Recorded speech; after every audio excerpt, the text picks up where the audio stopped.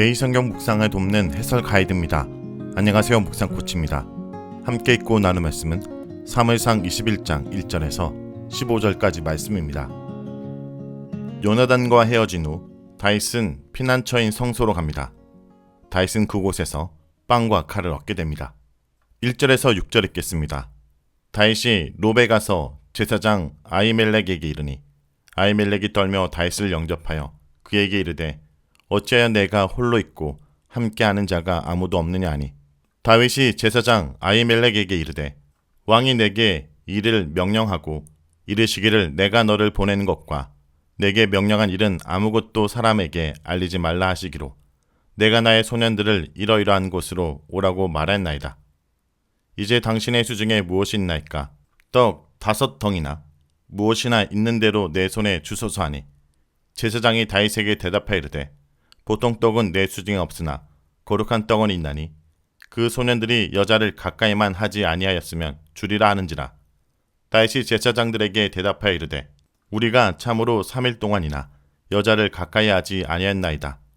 내가 떠난 길이 보통 여행이라도 소년들의 그릇이 성결하겠거든 하물며 오늘 그들의 그릇이 성결하지 아니하겠나이까 하매 제사장이 그 거룩한 떡을 주었으니 거기는 진설병 곧 요앞에서 물러낸 떡밖에 없었습니다.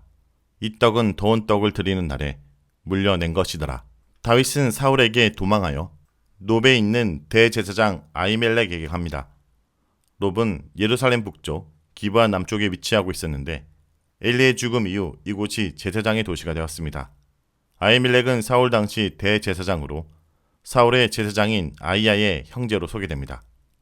사울이 나타났을 때 아히멜렉은 떨었는데 이것은 다윗이 혼자 예고도 없이 나타난 것에 대해 무슨 안 좋은 일로 온 것이 아닌가 걱정했기 때문으로 이 단어는 16장 4절에서 사무엘이 베들레헴에 왔을 때 장로들이 보인 반응과 동일합니다. 그렇기 때문에 아히멜렉은 다윗에게 정말 혼자 온 것인지 묻습니다. 이에 다윗은 왕이 자신에게 명령하기를 왕이 보내는 것과 명령한 일을 아무에게도 말하지 말라라고 하셔서 자신의 병사들은 모처에 가 있으라 지시했다고 말합니다.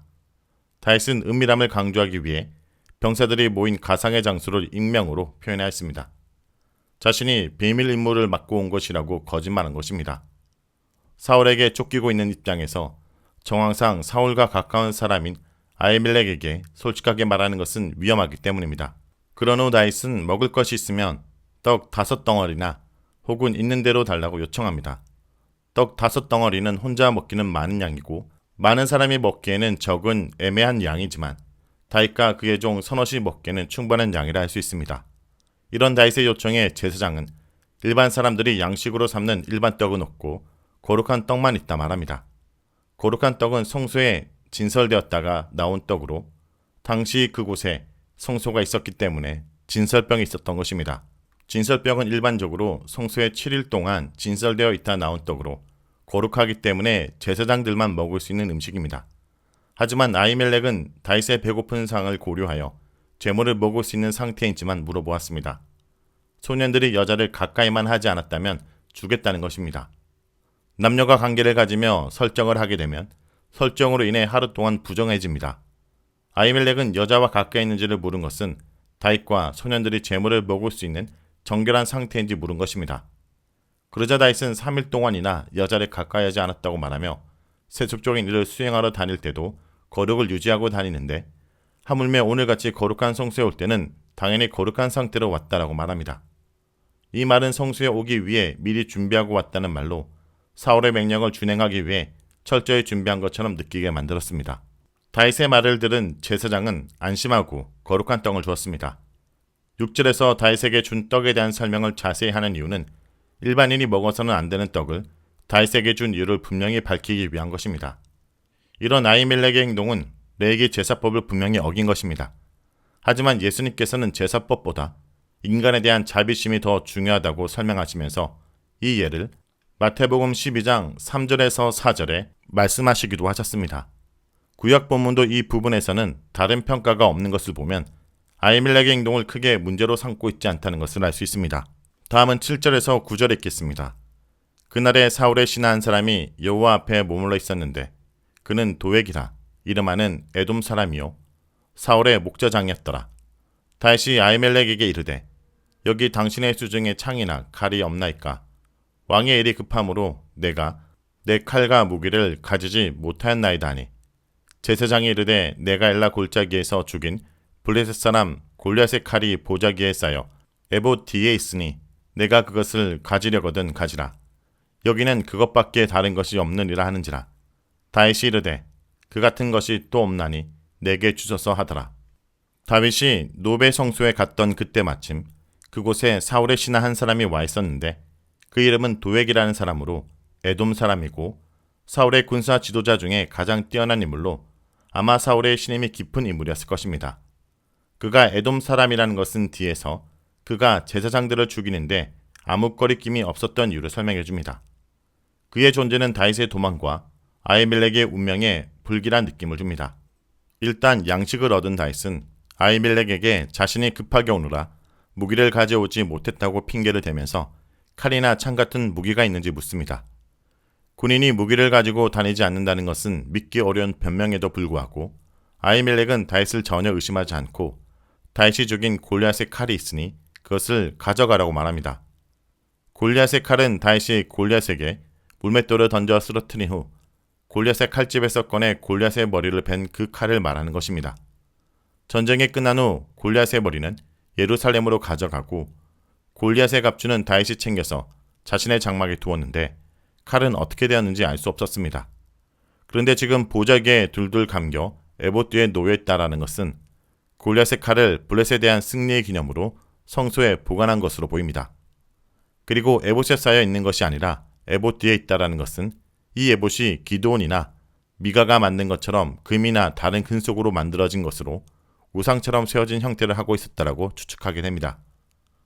이런 것을 보면 이 시대의 제사제도나 성전제도가 아직 완전하게 자리 잡지 못하고 이방적인 요소들이 간간히 섞여 있던 것으로 보입니다. 검 이야기를 듣는 순간 다윗은 그 검처럼 좋은 검이 없다 생각하고 갖기를 원했습니다. 다윗은 우연히 자신이 죽였던 장수의 무기를 손에 넣을 수 있게 되었습니다. 결국 하나님께서는 우연을 통해 다윗이 당연히 가져야 될 것을 다윗에게 주셨습니다. 칼을 시작으로 다윗은 왕으로서 갖춰야 될 것을 하나하나 얻어가게 됩니다. 다음은 10절에서 15절 읽겠습니다. 그날에 다윗이 사울을 두려워하여 일어나 도망하여 가드왕 아기스에게로 가니 아기스의 신하들이 아기스에게 말하되 이는 그 땅의 왕 다윗이 아니니까. 무리가 춤추며 이 사람의 일을 노래하여 이르되 다윗이 죽인 자는 천천히요 다윗은 만만히로다 하지 아니하였나이까 한지라. 다윗이 이 말을 그의 마음에 두고 가드왕 아기스를 심히 두려워하여 그들 앞에서 그의 행동을 변하여 미친 채 하고 대문짝에 그쩍거리며 침을 수염에 흘리매 아기스가 그의 신하에게 이르되 너희도 보거니와 이 사람이 미치광이로다. 어찌하여 그를 내게로 데려왔느냐. 내게 미치광이가 부족하여서 너희가 이 자를 데려다가 내 앞에서 미친 짓을 하게 하느냐. 이 자가 어찌 내 집에 들어오겠느냐 하니라. 노베에서 양식과 무기를 얻은 다윗은 사울을 피해 블레셋 성읍 중 하나인 가드로 도망가 가드왕 아기스에게 의탁하려고 하였습니다. 가드는 골리앗의 고향으로 지금 다윗은 골리앗의 칼을 들고 골리앗의 고향으로 간 것입니다. 이런 다윗의 선택에 대해 본문은 어떤 이유도 설명하고 있진 않습니다. 그렇기 때문에 우리는 다윗의 이런 선택에 대해 여러 가지를 추측해 볼 수밖에 없습니다.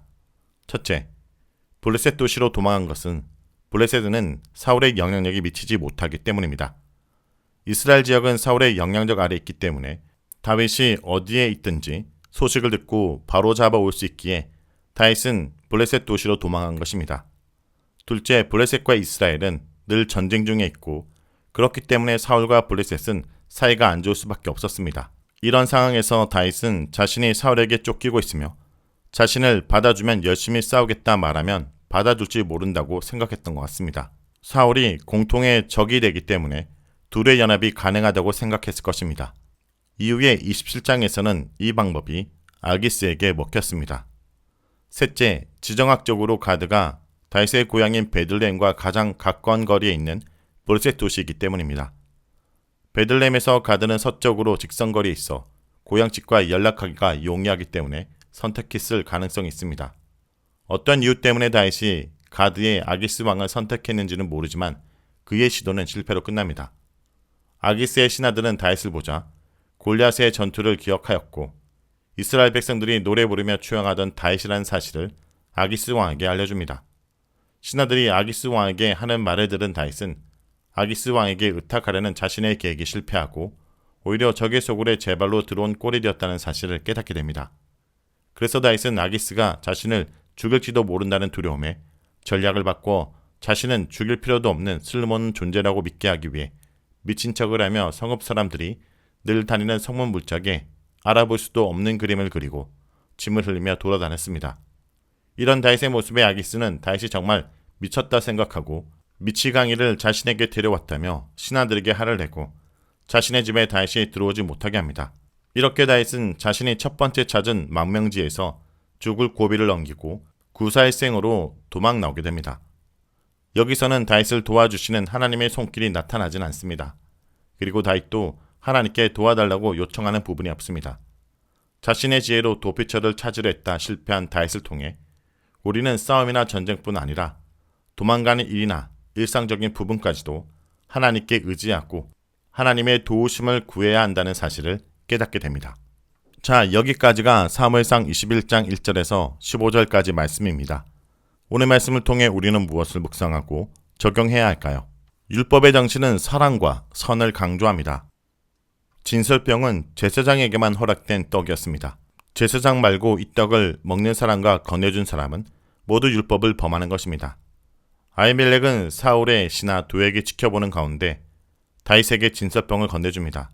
이렇게 아히멜렉이 망명을 앞둔 다윗의 요구를 들어준 이유는 사울이 두렵지 않아서가 아니라 권력이나 율법이 사람의 생명보다 앞설 수 없다는 신념 때문이었을 것입니다.